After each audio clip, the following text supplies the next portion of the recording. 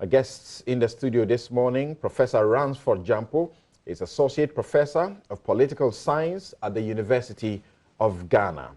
Also here in the studio is his friend who also is a teacher, Dr. Eric Odro-Osai. He is a governance expert and a lawyer. Here in the studio also is John Jinapo. He is MP Yape Kosogo and member, Finance Committee of Parliament. And my extreme right is Anan Ankoma of Occupy Ghana. He's a lawyer. All right, so good morning, gentlemen, and welcome to Newsfile. Good morning, sir. Good morning. Right, okay. People wanted you to be president and you were angry. This I read it was in the news. People were drafting you into thinking about becoming president. And you were not happy about it. He doesn't like the idea that I brought it out. How will people believe that I knew nothing about it? You know, what people saying, this is how they start. They pay people to put their names out. Right. I'm sitting somewhere in my little corner, minding my business. Somebody decides to start something. I don't know the person. I haven't met him from anywhere. Okay. Of course, he gets my pictures off the internet and social media, puts it out. But even when he's posted an apology to me for what he did, people still believe I am paying people. What? I mean, I don't think that people believe anybody is paying anybody, because people know that the last thing you want to do, this is to be president. But but even this guy who started it, I believe he knows that, but still feels that he should proceed with that crusade. And he had many supporters, you know. You had what it takes to be. I mean, why not? Let me say something with the joke. Unless you don't know, no party in this country is sufficiently insane to make me presidential candidate. Okay. Okay. He's not minding. Okay, you're in trouble if you try. Maybe independent candidate. In Ghana. Which will be very difficult. In Ghana. Okay. The constitution is structured to make sure independent candidates do not win. Right. How will an independent candidate appoint 50% of their cabinet from a parliament that he didn't, he doesn't have seats? Two-party states. Okay. No, not from a particular party. It says MP, so you can pull them from all sides. Right. So there are just two of them. That was on a lighter note. Now, Prof, let's start with you this morning. And what do you make of the attitude of Parliament? Okay, so I understand that we have to refix your microphone. So I start with Dr. Eric Odro-Osai. What do you make of Parliament's attitude? By Friday, it was very clear that this was something that the nation will not buy. Then by, was it Monday morning, we heard from the Public Affairs Director, Akufo-Addo, that the Speaker of Parliament had consulted on Saturday and the idea has been shelved. But on the Monday in the afternoon, the board, Parliamentary Service Board, had a meeting and confirmed what the Speaker of Parliament had authorized her to speak about on radio. People say this is the power citizens have, but it does appear they don't acknowledge and use it. I want to agree to that school of thought, but I would say that looking at the way events unfolded in the past days, it is clear that the issue of the chamber was not well thought through, and the fact that they were able to bow to public pressure suggests that it was not a priority for us as a country. Nobody disputing the fact that parliamentarians need a good place to meet and all of that. But the question is, at this particular point in time in the life of the country, do we need that kind of chamber?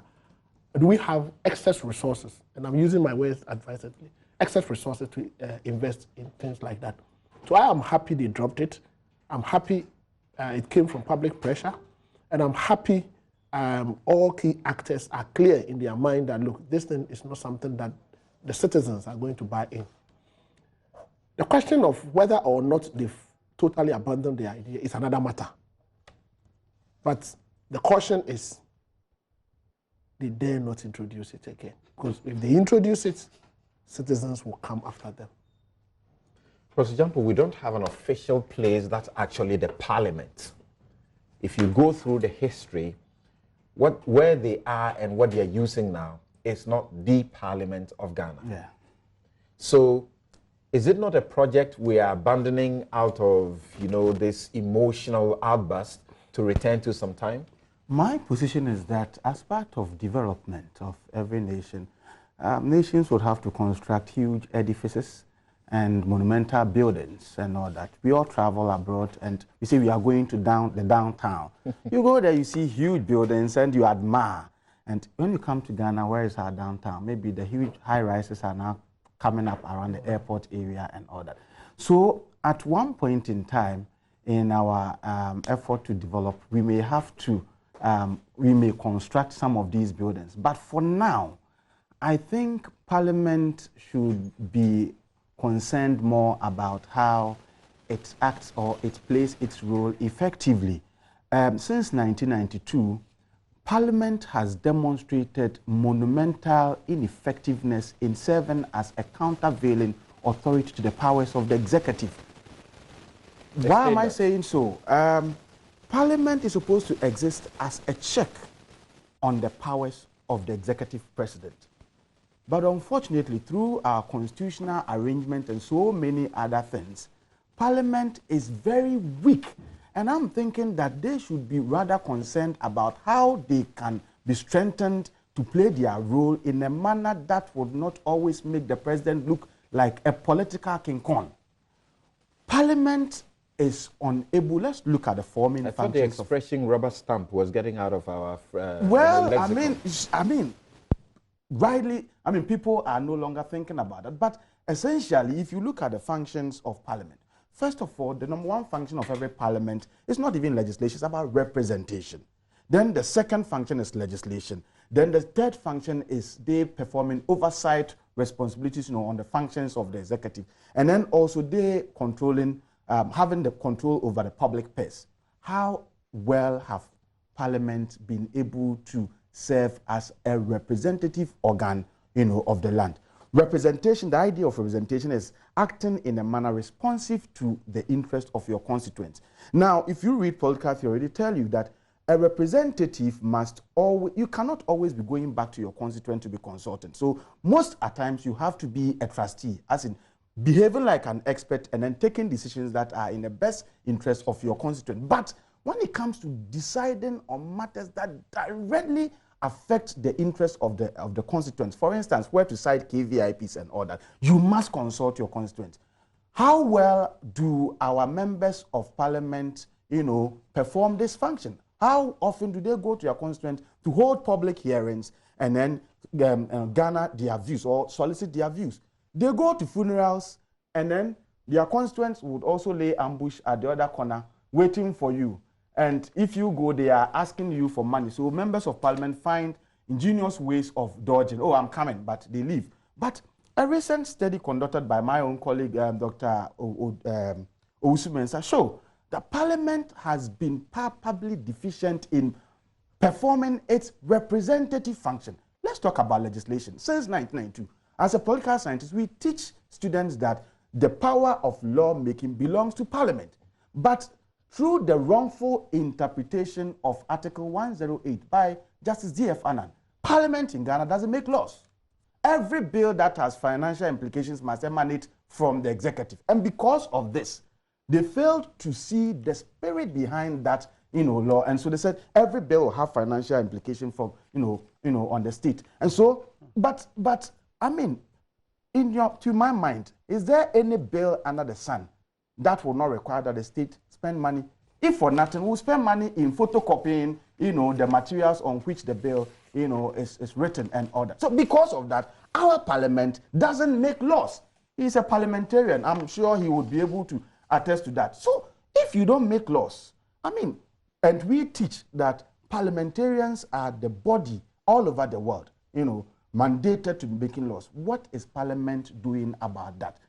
Parliament is supposed to perform an oversight responsibility or role, in checking, the exercise of executive powers. And we know that the executive that now, by the structure of the Constitution, architecture of the Constitution, the executive that is, about 50% plus from Parliament. Yes. So what sort of check are we expecting? Well, but so then you expect some level of independence, on the part of even those who have been appointed, from within Parliament, to be able to assert themselves and say that we are not going to serve as a rubber stamp, but we are really going to ensure that there is an enough and adequate countervailing mechanism within the body politic. When I talk about countervailing mechanism, Professor Kwe taught me this. He said power must always be there to counter power. The president, by your own constitution, you have sort of constrained the president to pick 50% or so more from the members of Parliament. I understand that. So clearly, and so they must also catch the president's eye. I know. Clearly, when they get the opportunity, they must act up to him. I know. But clearly, these tendencies undermine their effectiveness in playing their role required of a parliament. So do we blame them, or we blame the problem in the constitution to start with? I'm blaming them because they must begin to rethink some of these constraints and some of these hindrances that have been imposed on them by the constitution, and to take a second look at the constitutional review process and say, hey, per the provisions in our constitution, we tend to play a kind of a subservient role to the executive. What can we do to assert ourselves as an independent countervailing mechanism? They are not thinking about this. Look, whether you like it or not, but the president has a hand in determining who becomes the Speaker of Parliament. Okay, if you don't know, you can look at the events leading to the selection of Ebenezer Bejinasechi Hughes, as a Speaker of Parliament, as against the then Peter Alajite. Whether you like it or not, certain committees and all that, the president has a hand in determining who serves on those committees and who sits as backbencher or who is a frontbencher. Whether you like it or not, the creation of the Ministry of Parliamentary Affairs makes Parliament subservient to the executive. In 2005, is it 2005 or 1995, when we first acceded to APRM, African Peer Review Mechanism, when they came to audit our governance process, one of the recommendations that they made was that we didn't need a Ministry of Parliamentary Affairs because then it places the legislative arm of government under the executive control. They told J. Akufo, he didn't listen. Atamils came, he scrapped that ministry. And then a new government came in, MPP and Akufo. They introduced that. I mean, so my point is that over the years, the legislative arm of government has not been able to play the role it is mandated or required to play as an independent organ of government that will serve as a check on the executive exercise of power in a manner that will ensure that the president does not become a political king kong. And I'm thinking that every parliament worth its salt must be able to rethink some of these challenges and to rather argue or put in place mechanisms that will ensure that they gain their independence and they are able to serve as a check on the executive. And so the road to this, the road to parliamentary effectiveness does not lie in the construction of new chambers. It certainly is not rocket science to know that the decision has, executive backing because it is also political. And that if they had proceeded, it would be, like as has been said, politically suicidal to have gone ahead. Do you think that it's just been suspended or it's been, as it were, dropped? Well, you see, for the first time, I'm becoming very happy that now you have citizens forming a constituency. You see, I teach my students, when teaching constitutionalism, one of the mechanisms for promoting constitutionalism is an enlightened and united citizenry. Okay, so a sycophantic and partisan citizenry is always an affront to constitutionalism. And for once, you have, beyond football, you have MPP supporters, NDC supporters all saying, drop that chamber. And I'm sure, like you rightly said, our citizens have not recognized their potency, what the power that they have in ensuring that the right thing is So done. the question, do you think this will come up again? I'm thinking that given the level of support and the unism that characterized that support, I think it's been dropped.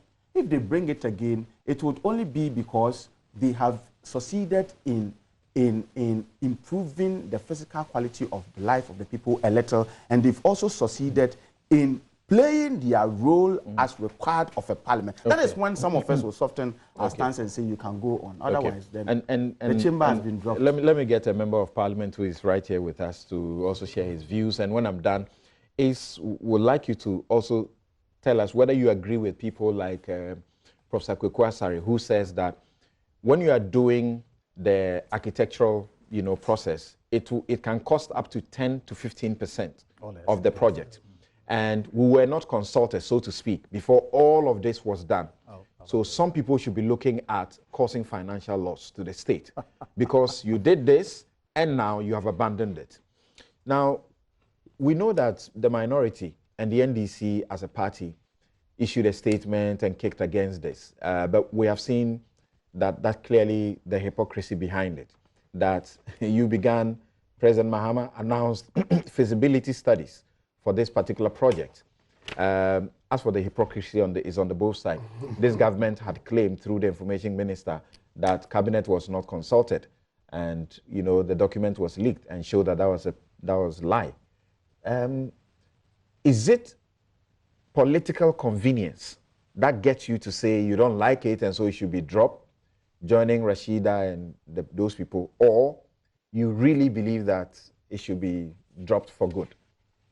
But Samson, how does conducting the feasibility amounts to undertaking the project? A feasibility is to enable you determine whether it's even proper to do it or not, in terms of costing, in terms of all the other issues. So undertaking a feasibility is not comparable. Why do you contemplate a project when you are not interested in it?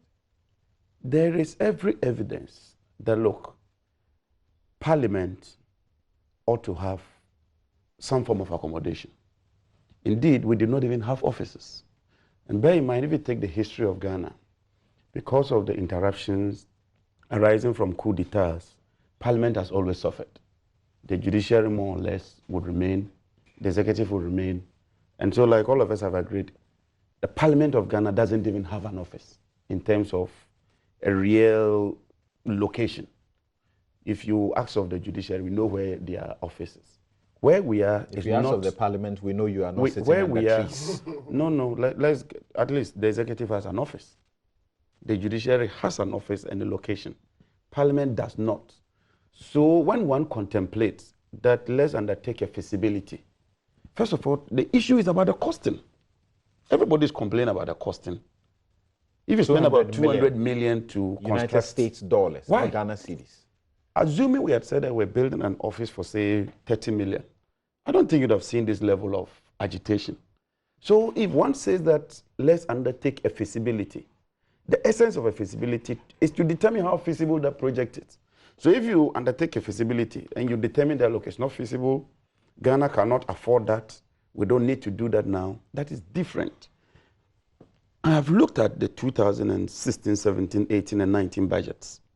If you take the 2019 budget, for instance, Appendix 4A, page 208, there's a capex amount of 120 million allocated, and capex is capital expenditure. And when we talk of capital expenditure, we are talking of office building and all those expenditure that... Capital, yeah. No, maintenance will really go into goods and services. But things that you can spread out beyond 1 year, you qualify that as capital expenditure. So that amount, inherent in that amount, has to do with all these issues. So the executive cannot say they are not aware of it. It beats and it defies logic. No, we have gone beyond that. Because in our budgeting process, we have what we call pre-budget hearing. You go to make a justification to the Minister of Finance why you require X amount. Then the Minister of Finance then looks at the agency of it, the funds available, and it goes to Cabinet. After Cabinet approves, then it comes to Parliament for final approval. So that is not an issue. But you see, I think that beyond this, we should begin to look at the fundamentals and look at the root cause of this issue. But if you listen to the rationale behind that, it's basically based on the numbers. That look, you have 275 MPs. Let's make a provision for 450. So the first question to ask is, Ghana, do we require this number of MPs? I think that is something all of us must come to an appreciation and understanding of. Do we require 275 MPs today to serve this country? Back to my question. I think that we should settle this What matter. is informing your objection as the minority and as NDC? First of all, I am an MP. To be honest with you, I was not aware of this project. And I'm being very frank with you. The majority leader apologized for that. I was not aware. Tell us. So how can you decide? Are you against it because Rashida got all of us I don't even know supporting her, it, to be frank dropping with you. it? I don't know her. The She's a first Ghanaian, that's person the to most oppose important this thing. project was Kwame Agbodja and not Rashida. I see. Yes, the first person. And I listened to him on Good Morning Ghana when this issue came about. Apparently, the speaker had invited some pressmen and then unveiled the architectural design. And then Kwame Agbodja insisted that we would not be part of that project. Then, subsequently, a lot of people. So back to the question, joined why won't you be part of that project? First of all, I was not consulted. That's the first thing. I'm a member of parliament. You want to build a chamber for me. I approve the budget, and I'm not aware of the cost. I'm not aware of what you are doing. You've gone ahead to do architectural design. I don't think it's proper. I'm a member of parliament. I should know. I should have a briefing. I should know the processes. Number two, how was the architect selected? Was it through competitive tender? Did we seek PPA approval? The third issue is the costing. As I speak to you, none of us know the exact cost. What we heard the majority leader said is that it will not exceed 200 million. But what is the actual cost of the project? How long is it going to take? Question about how the architect was selected. This is an architect of international repute. There's no question about his capacity, his capability. So which other architect would you have gotten who would have been better than, Ajay? You could have gotten another competent architect at a lower cost. Really? How much did he charge? You don't That's know. what you You must don't know, know. and you are talking about lower cost. I'm saying that through competitive tendering, you are sure that there's a high propensity that you get a lower cost. Okay. There is also the possibility that there are actually better architects in the system, and that once you have a plethora or some choice to make, you can then make a choice. So there's no doubt about that. So if you had the benefit of consultation and all of these things, you would have supported it. That's what you mean. What I'm saying is, if you don't have all that information, you can't even make a determination whether to support it or not. In principle, what's your principle stand? There ought to be a chamber, my principle stand, which is not in existence now. My correct? principle stand, if we can use this, I have no problem. I'm comfortable with this chamber. My principle let's hear you stands for clearly. two. MPs deserve to be in a chamber to transact business. In a chamber other than what you have. Is that what you're saying? If this is good for us, let's do with it. No, it's not if. We want to be sure about your position. Let me make my position clear. My personal position is that one, we don't even need 275 MPs. Following on that, this chamber is enough to accommodate all of us. Thank you. I think we can That is proceed one. from here. Number Thank you. two, MPs deserve offices. But you see, beyond the issue of chamber, it's how MPs can be effective. Assuming you have 200 MPs. But your office is there, job 600. No, Beautiful. The offices are alone nice. do not make you effective. Especially the offices for the leadership. Can I just make this point? Yes. And this is important for me. Assuming you have 200 MPs with good research assistants who would conduct research and support me with good means of transportation. Like you said, I have to go to my constituency and consult, assuming on the siting of a KVIP. When you rise from parliament, you are given about 1,200 cedi. Look, if I move from here to my constituency and back, fuel alone, that 1,200 is not enough. So I think, look, this chamber issue should be dropped somewhere. I'm not interested in a new chamber. I'm rather interested in the tools that can enable me work well to ensure that that oversight, that legislative function, and all the other issues are dealt with properly. Okay. So let's go back to the Constitution and look at the Constitution critically. Why must we have a Constitution that allows us to increase the number of MPs the way we are increasing? From 2000 to 2012, we've added 75 MPs to the MPs that we have. Does that make sense? Right. I don't think so. All right, thank you I very think much. these are the issues Thank that you very we should much. be looking at. And the CDD, Center for Democratic Development Ghana, issued a statement and said, look, we have too many problems, that basic needs that Ghanaians won't pay attention to, lack of safe and decent fiscal structures, facilities and fixtures for many basic schools, chronic shortage of beds in public hospitals, deplorable conditions of many of the country's roads, and so on and so forth, and said there's so much material deprivation that this is a misplaced priority. Then Occupy Ghana issued a statement. Occupy Ghana said that they simply called on Parliament to abort the plan, and describing the plan as inconsiderate, looking at the level of hardship in the country. So Occupy Ghana. How different is this from the cathedral? What do you mean this by project? How different is it from the cathedral? Is not being built by the state. You don't know that. Okay. Yes, Ace. Well, in 1966, but I don't know how much time I have. Stop me whenever you want to stop me. We had 198 MPs. In 69, we came down to 140. In 79, we repeated the 140. Coming the new constitution in 1992, we go to 200. We moved up to 230 in about 2014, and now we are 275. We have put in an Article 47, as he said, which gives the EC the literally unchallenged power to increase constituencies on the basis of a formula that the Constitution has provided, maximum 7 years.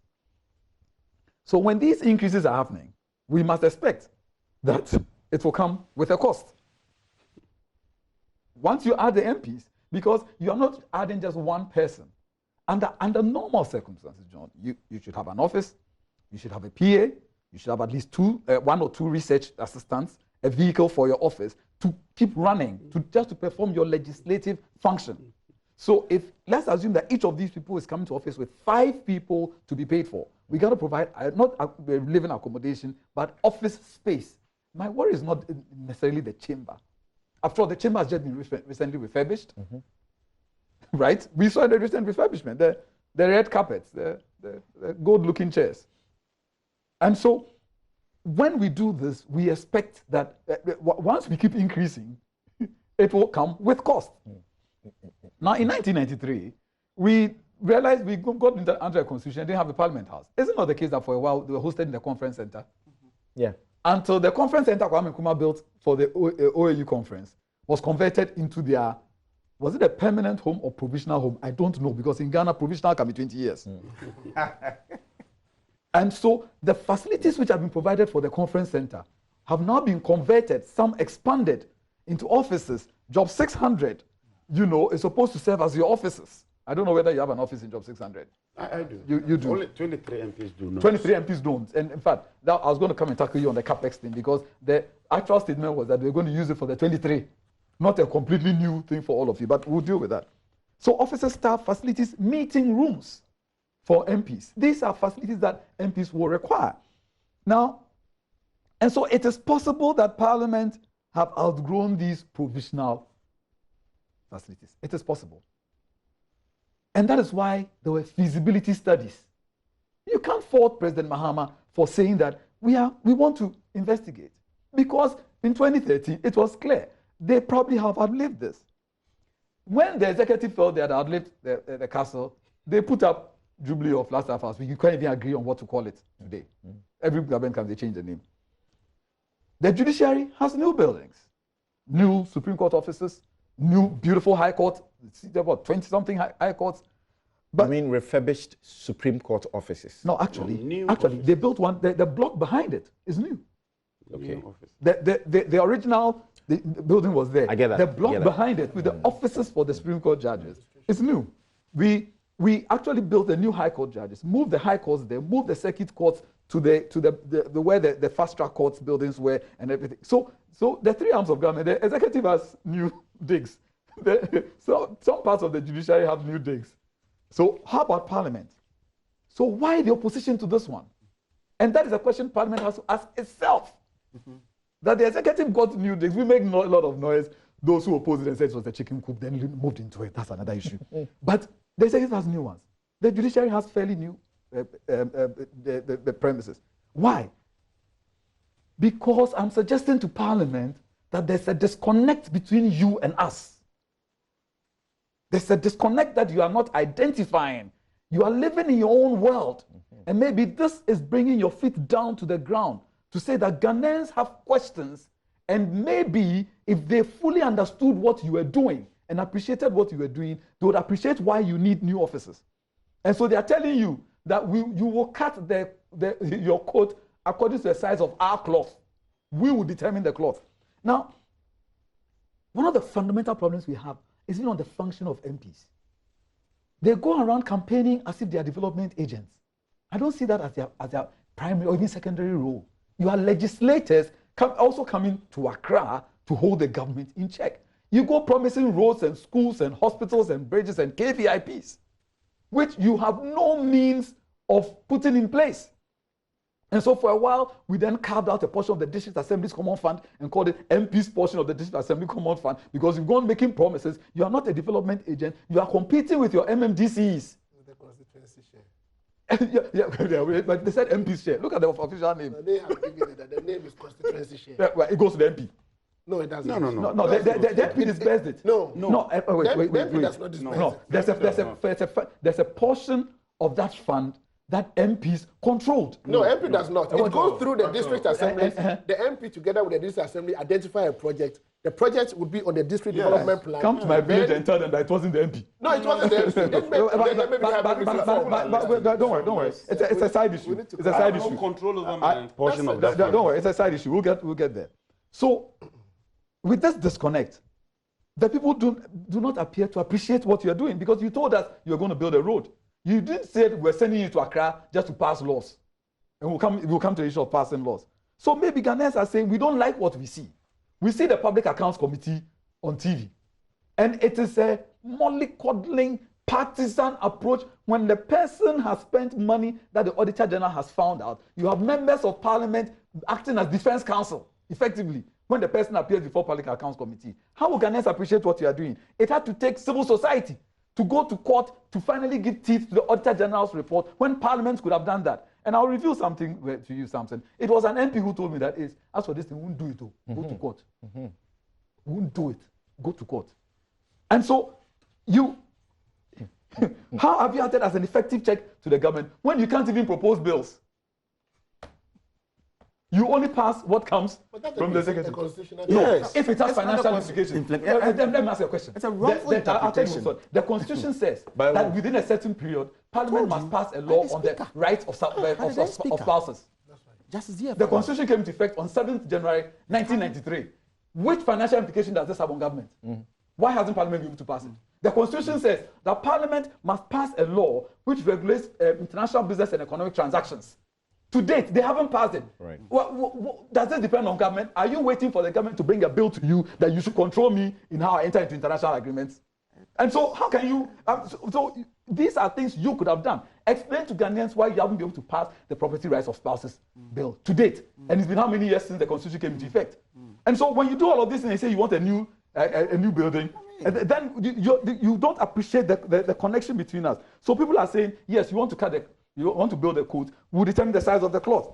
Let Parliament show that they feel what we feel. I can understand. The place is probably tight, it's difficult, but that's the life we are all leading. So we want you to feel the way we are feeling. Maybe this time you will be harder on government when they bring some of these things to you. Look, I think that it's time for Parliament and MPs to reposition themselves. Then maybe the people will not oppose a new chamber. But this was not even handled well. And I agree with him on that. I think it started from the board. What was the bid process? He's right. Was the PPA approval in selecting who won the bid to design? Maybe there was. Can you share it with Ghanaians? Is this information that we're entitled to without seeking the information through the Right to Information Act? Tell us, how did it go through? What was the cost? At some point, we even said we didn't know. At some point, Joy FM reported that we said we didn't know. Then the issue of the 72 million. I'm sorry, I disagree with you on that. The Appropriation Act said that there was a 72 million capex for Parliament. Capex doesn't only cover new buildings. It covers even your capital, the things you maintain in it. There's recurrent expenditure, there's current expenditure. Capex is not only for buildings. No. You have had capex in your. I never said capex is for buildings. Well, okay, then that's not what you said. Okay, no, I take it back. Every item you procure I take it back. That you can amortize or more than one. Yes, that's all. No, I think so even photocopiers. Good. Can be deemed as capex. Thank you very much. So if you have a 72 million CD budget capex, how can you now tell us it's for a building? And say, as Parliament said, or at least the parliamentary board said, that this has been provided in our budget. Now, excuse me, we understand the budget process. You prepare your things, you go to finance, you sit with them, you negotiate, it comes back to you as the bill, and then you pass it into the act. And once you go into the act, you can't use the money for any purpose apart from that which is said in that. It's unconstitutional, it is illegal, it becomes money is not spent in accordance with law, Auditor General can surcharge you. And so when they began to talk about 72 million, we found the 72 million in the schedule he's talking about. Right. And it was capex. So effectively, Parliament was telling us that they were not going to do any other capital expenditure. They're going to sink the 72 million into it. And in any event, but excuse me, did you read the stories where it was said that Parliament has set aside 72 million from its budget? We all read it, John. I'm saying that. They actually praised the finance ministry or minister for that assistance. But it is not an assistance. You see, the fact that money has been budgeted does not mean it's available. It is a budget. You must then go and draw down. At that point, there's defense for the drawdown. I have never seen any government industry, maybe I'm wrong, take 100% of its capex in any year, or of its budgeted fund in any year. Many don't even get it. It can't happen. The budget, it doesn't happen. So that 72 million, who put it out in the press? Then they said, oh, there might be some money coming from China. Under which scheme? 40 million. Was it a loan? Was it what? Is there an agreement? Is it just an indication? Is there a gift? Is it was it provided for in the budget? Well, anticipated. So there were questions. Was there a loan agreement? Is Article 181 kicking in again? Right. So, and it was badly covered. The explanations were off color and off point and actually infuriating. I think that we should discuss this. Maybe we need a new chamber. Maybe we need less MPs, as John is saying. But look at your constitution. How are you going to get less MPs? You're going to consolidate constituencies?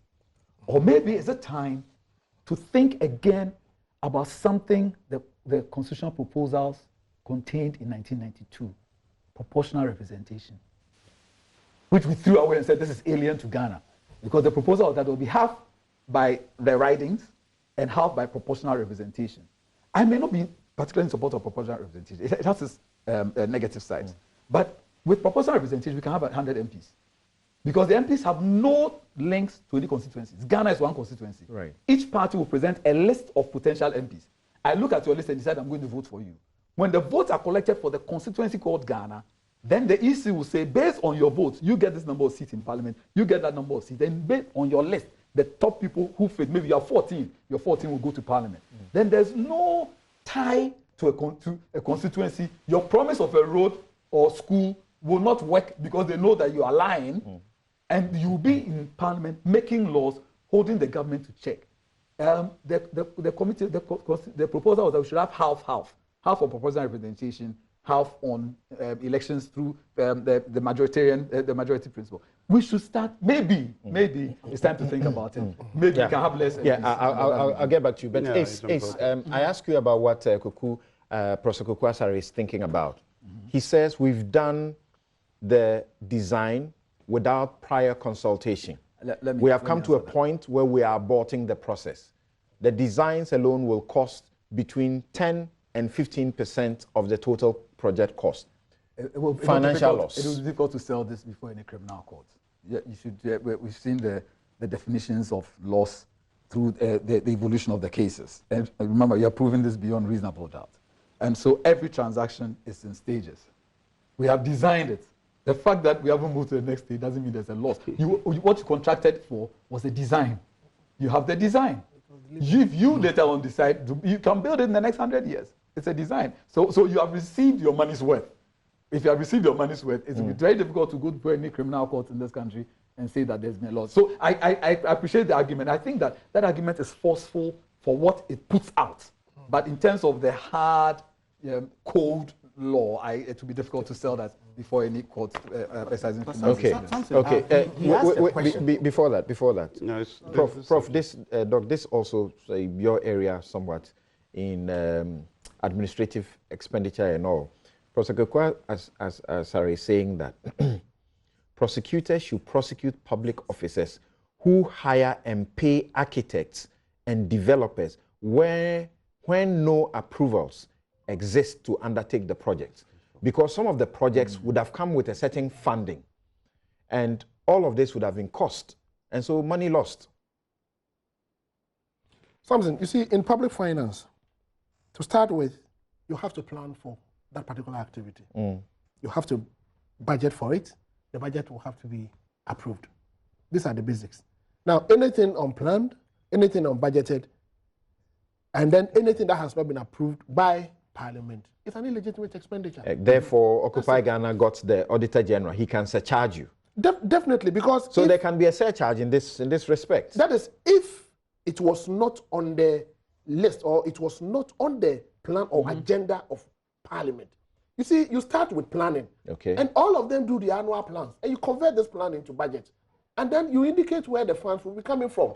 You send the budget to Parliament, Parliament approves, you initiate implementation. Implementation starts with getting somebody to do all kinds of these designs for you. So if the project itself has not been approved, and you go into selecting somebody to do a design for you, you are in for trouble. But in this situation, it does look like there was some approval of sort, but the most important consultative process is what they stampeded.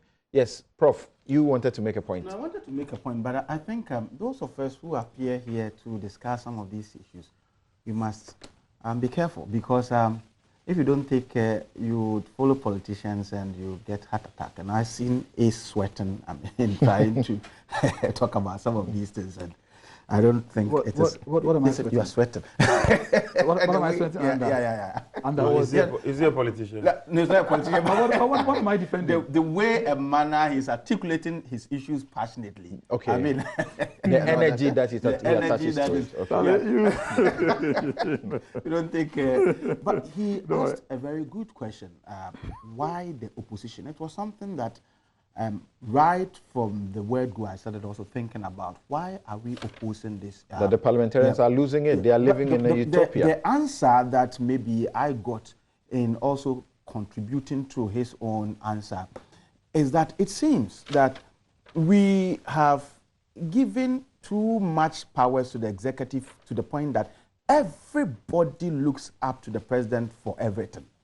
Now, if this move had been initiated and articulated by the executive president, I bet you wouldn't have been here. Sure. Who would have supported? I mean, the same applies to the National Cathedral. If the issue is about if the issue is about the cost, then the argument that came up, when the idea of National Cathedral was articulated was that it may be too expensive. We don't need it, and all. But we were divided, and we supported, the president. And once the executive president know that, well, I'll have people supporting me and all that, well, my detractors will always be against me, then they get the confidence to go about. So I'm saying that if this idea had been articulated by the executive president, we would have supported it. But because it is coming from Parliament, it seems to me, and to advance his point that he made, it seems to me that Ghanaians essentially do not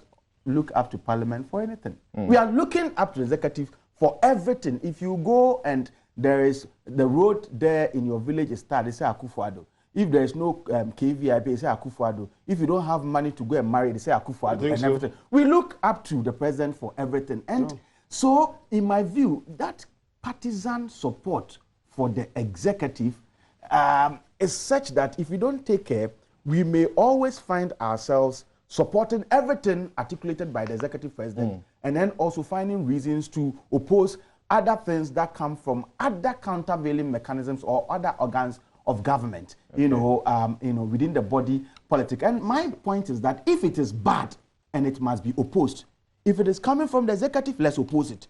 If it is good and it must be supported, if it's coming from the legislature or whichever arm of government, let us, support it. We shouldn't be that, well, we are against this because it's coming from legislature and we'll support it the same thing if it comes from the executive. Otherwise, if we do that, then we extol the powers, of the executive too much. And if we do that, then, we may So do I get the impression that you guys, I'll come to you, we'll finish with you, that what Ace is saying is actually the central point, a disconnect between the MPs and their constituents. There is a clear Some people have said that they actually are representing themselves in Parliament.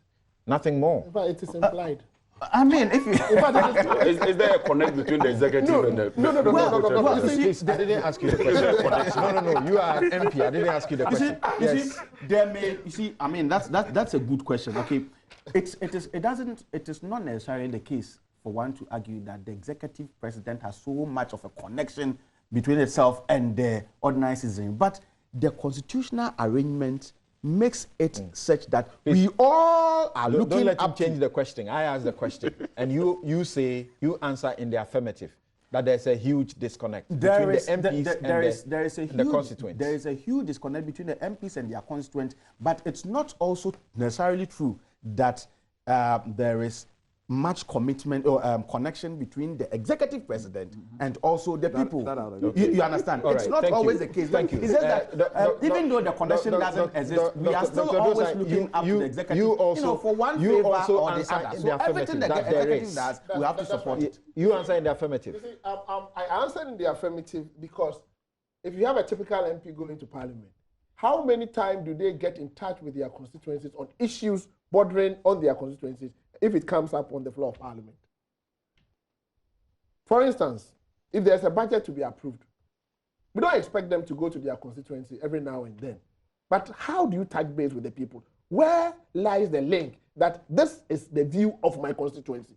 In most cases, you see the partisan card overriding everything that they do. Okay. So your partisan position may be different from my position. All right. What is the majority position of a constituency for which the MP represents in Parliament? Okay. So thanks to Abdul Malik Kubako, editor-in-chief of the New Crusading Guide newspaper, the technical assessment report dated the 1st of February 2019 contains shortlisted consulting firms for this particular design, and there are 3 of them.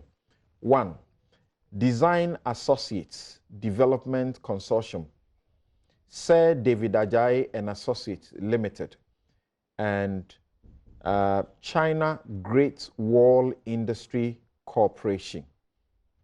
It doesn't answer the issue of competitive tender. It does it not? No. It will appear that it's selective tender. We all know the processes for competitive tender, and we know how it is done. Okay. You see, there's some misinformation out there. And I think as a member of parliament, it's important I clarify that. It is not true that MPs met. They actually gave them a detailed competition conditions and guidelines. A document that's been named here as an appendix. Is it appendix 2 or something? That was used. So there was competition. So maybe your leadership knew about it. Maybe you didn't. No, I'm saying that when we talk of competitive tender, it's different from selective tendering. This is selective tender. And everybody who understands... You mean competition within selective tendering? Is that what you are referring to? Open competitive tender. Okay. And selective tender. Okay. Selective, you pick about 3 or so companies and subject them to some level of competition. Open competitive tender is when you advertise and say, look, everybody bring in your proposal and let's evaluate it. So your very final point. I'm saying that, look, there's some misinformation. And you hear MPs want a chamber. There's a disconnect between MPs. MPs want this. Most MPs, especially on my side, are against this project. So let no one present it as if MPs met, took a decision that a chamber ought to be built. It ought to be said that there are MPs in the majority who were also against it, including Patrick Boama. Very good. So don't let us sit here, and not just here, and say that, look, MPs want a chamber, MPs want a chamber. It's not true. But I'm not sure anybody on this panel has actually said that. I have heard on countless times. Yeah, so those are the that people. Look, it shows that the MPs want a chamber. I'm saying that MPs have not mooted the idea of a chamber. The Speaker of Parliament and his board decided to pursue a certain angle. Majority MPs, like you are saying, including some MPs from the majority side, are against this project. So let's put it within that context. What about your leadership on the board? Your leadership got to do with MPs. No, you see, I think you're overstressing the MPs thing. Okay, forget about you. Your leadership, who often speak for you, and on the board, went through this process and knew what had happened. What happened with this really was that maybe it suffered from premature exposure, right? At the critical segment, I quickly want to deal with it because maybe not you, but your leadership from all the sides on Parliament cannot claim they didn't know about this. We flog this issue. That is one. Number two, it's not just leadership. The executive is aware of this project. Yeah, that's been disclosed. That's what they said earlier was a lie. Don't restrict it to parliamentary leadership alone. I'm saying that you couldn't have gotten approval, and I've checked the Appropriations Act 2018, which covers 2019, and I've checked the budget statement. The amount approved for capex is 120 million, and like we've all agreed, before you get this 120 million approved, you'd have justified item by item. And we've seen the itemization. Yeah, go ahead. Was there a building? It is the 23 extra offices for MPs. No. That was provided for. The new building is nowhere in it. No. Have you seen it? I have checked. It's a new parliamentary building. Please, we don't have time. So I'm saying that, look, if you go into the work program, beyond the Appropriations Act, every department, agency, or ministry has a work program. There's a detailed description of what this 120 would be used for. Does it include a new chamber worth 200 million? No, it cannot. Look, the budget deals with a cycle. So it would have appropriated maybe like 20 million for this project, not 200 million. No, did it say so? Wait. Are you saying that the schedule mentioned that there was going to be a new chamber and we're going to spend X amount of CDs on it in the first year? Is that in the schedule? Or is that inference? Let me make this point clear. That look, Parliament would have gone to justify why it requires. No, would have. Did it? And how much was approved? I think, John, let's not stretch that one. I think that we are flogging. But my last point. No, we're dealing with law. You can't spend the money unless the law has approved it. Can you show us anywhere in the law that an amount of money was budgeted for a new Thank you very much. Yeah, we approve it. Yeah, but you approve it. Thank you. Yes, John. Look, you talked about the presidential building. Yes. Initially, do you know the amount that was quoted for it? 38 million. Eventually, we spent $132 million on that project. Let me be clear on this. That project was a very controversial project. But like Doc said, because of the partisan nature and because a political head who happened to be a president decided to pursue that, you had a lot of people defending that project. You had a lot of people defending that project. You understand? Finally, my brother, I am not interested in a chamber. And I'm happy you mentioned that, look, an MP would require, say, maybe 1 or 2 research assistants and all that. My PA, I pay her. Yourself? Yes, every month I pay her from my salary. The other research assistant, I pay him. Government does not bear part of that cost. So beyond this chamber, I think that we should also be looking at how we can make MPs effective. Yes, I agree. What can we do? Because chamber, I'm not interested in a chamber. People have asked, they've gone to, I'm not interested in a chamber. They've gone to the website. My concern. People have gone to the websites of other parliaments and they can have all the laws that have been passed in the country. Look, the British Parliament. Website. The British Parliament. You can't find good material on Parliament's website, the British Parliament. Unfortunately. When there was a push for it to be reconstructed, Churchill made it clear that, look, the British Parliament, he wants it the way it is. People should be standing. There's a 35 billion budget. Fine, but I'm saying that at that time, Churchill's position was that, look, when people enter the British Parliament, they should know that, look, there's real business and that they are really busy doing what ought to be done. Okay. So let's look at how we can give MPs the tools. Thank you. I want to do proper research. Thank you very much. Thank you very much. Thank you, John. Thank you, John. So I conclude by, we draw the curtains, but before that, let me read just the introductory background of the technical assessment report that I referred to earlier, sent to me by Abdul Malik Kubako, which is dated the 1st of February 2019. And it says that the Parliament of Ghana intends to undertake the development of a new chamber, concept within the current Parliament House, a new chamber is it concept or construction?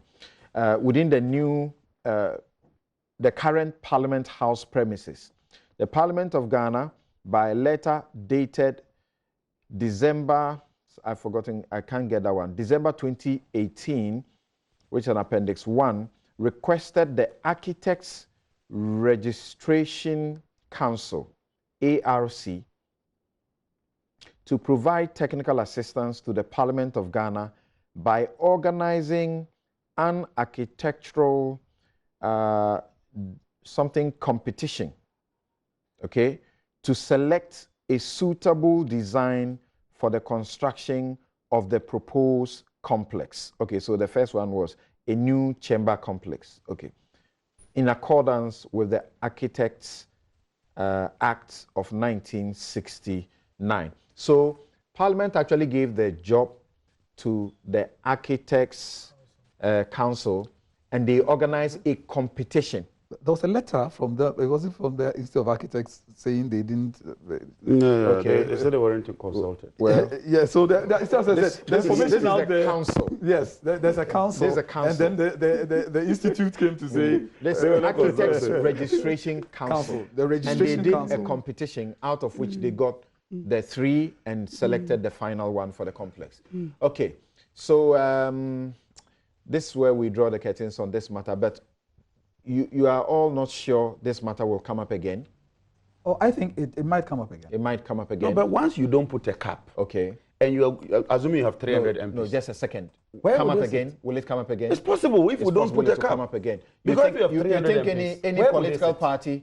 You think any political party, even the NPP or if the NDC happen to get into power, you pursue this? Samson, tackle the source of the problem. Okay, thank you. Tackle the source of the problem. Thank you. Because as it stands, if you bring in more MPs, they wouldn't have a place okay, to sit. You are setting to get more Rashidas and Ernesto Yeboas and Akufo-Addo to get into the parliament and shout, we don't need it.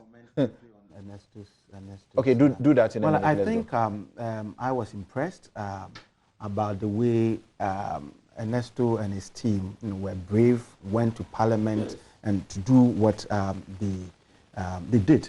Generally, the Ghanaian citizenry is seen as quite docile. They have been charged for riotous behavior. Syndrome and all that. They were brave. But in as much as I want to commend them, I think that sometimes in doing these things, we have to also act within the confines of the rules. But I commend him for demonstrating that courage and going there so that parliamentarians will see that people count the cost and then take up your cross. So I'm sure he sat down.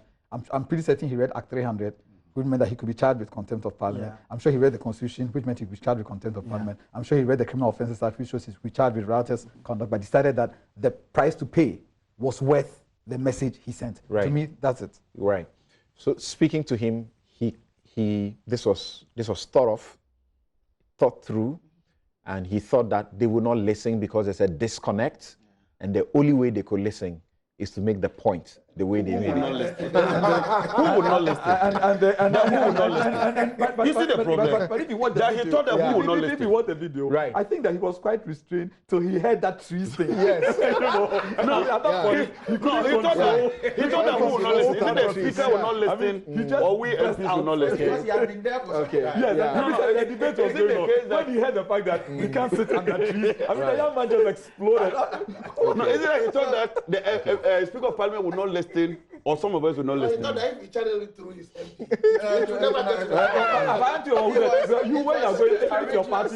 if your party says don't say something, can you say it? If you watch the video, it's so interesting. The minute he heard that we can't sit under trees, he just exploded. No, but I think that what he did. Also. So he's counted his cost. From a democratic point of view, I see nothing wrong with what he did. I mean, he's counted his cost. And that people should be encouraged to speak up their mind. People should be encouraged to voice out their concerns. But I'm saying that let's do so within the confines of the law. Thank you. Within the In confines fact, of the they law. have been charged with offensive conduct. Not riotous Yes, conduct. they've been charged with offensive conduct. I got to the police It's a station. misdemeanor. I was in the court. His colleague, Akufo-Addo, his friend is in my firm. Okay. So they called me up, and I was there. I said, okay, another situation one. for And me. he's always available to help them, bro. So He's always available to help them. I'm getting a lot of money. There's no money in it. But he's doing a good job. I just walked across, and when I commended. spoke to them, this is the point. When I spoke to them, I'll tell you, my first feeling was that you didn't have to do this the way you did it. But I listened to them, and you could tell that as far as they are concerned, Rosa Parks. this is what it takes to build the country. That they refer you to our forebears and what they did to bring this country to where it is. What Rosa Parks? What Rosa Parks? We take a break here. When we return, was against we the ask law. if it is an act of bad governance to bring back this man who spent 1 million Ghana cedis to renovate his duty post and was accused of, having 11 air conditioners in that residence. He said 11 was small. He needed actually 13 air conditioners. The man who was accused, and he admitted that he fed his staff with 115 Ghana cedis for a party. And some other leaders also went to, all of this was done in his hotel. And some other leaders also were taken to his hotel, and they paid for 10,000 Ghana cedis for the meals that they had to take, lunch. Why is he back to head no other institution than the revenue body? We'll be right back.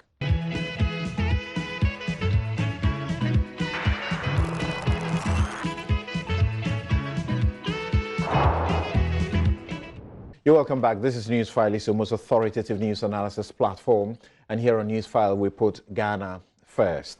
And we move to the next subject. But before we do that, Abdul Malik Akufo-Addo, panelists out of large, at large, yes. Panelists at large has sent me further documents, but the summary of all of it is that all the steps were fully taken in accordance with the Public Procurement Act. So you were asking if there was procurement process.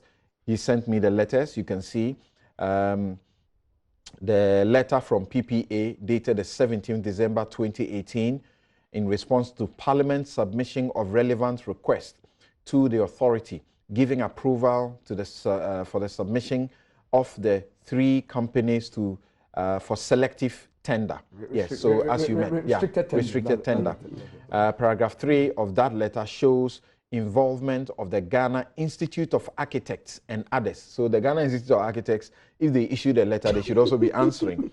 But finally, Akufo-Addo thinks that commending Ernesto is a vote for constitutional lawlessness. Simpliciter. Right.